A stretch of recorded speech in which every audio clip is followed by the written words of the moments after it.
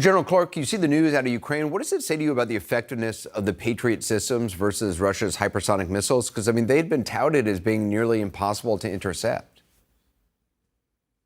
Well, that's what Mr. Putin said, but it turns out that the Patriot can intercept a hypersonic missile. After all, the Patriot was designed to intercept ballistic missiles that were incoming, and so they're moving at much more than 3 or 4 times the speed of sound.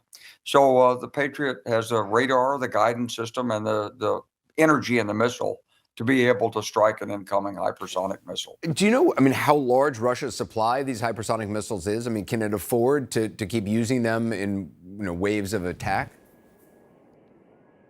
I think it's really a logistics issue for both sides. The question is, how many Patriot missiles can Ukraine afford to fire?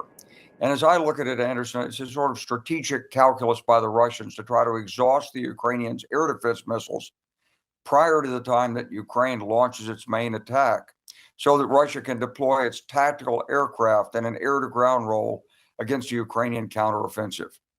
We saw the founder of the Wagner Group claim that an American fighter had been killed in Bakhmut. Do you think Russia's made a mistake focusing so much of its forces on Bakhmut? I mean, not only the Wagner Group, but Russia's main army as well. Well, it certainly seems to me like a mistake. We may never know why they did it, but it seems that it's become a symbolic objective.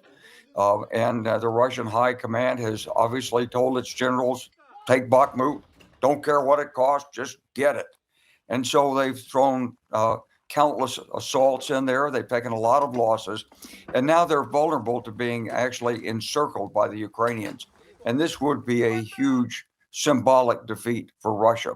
It might open the way to a surprise offensive that goes right through Bakhmut by the Ukrainians at the heart of the Russian positions. What do you think a Ukrainian offensive will hope to accomplish? Ideally, the Ukrainians are going to get an offensive going in the south toward Crimea. But we have to be prepared to be surprised. There's going to be more than one axis of attack. There may be one in the north, one in the east toward Bakhmut or Donetsk, and then one in the south, perhaps Melitopol, or maybe they'll go across the Dnieper near Kherson. We don't really know, and they have multiple options at this stage. Yeah. So, Anderson, the counteroffensive is probably underway right now.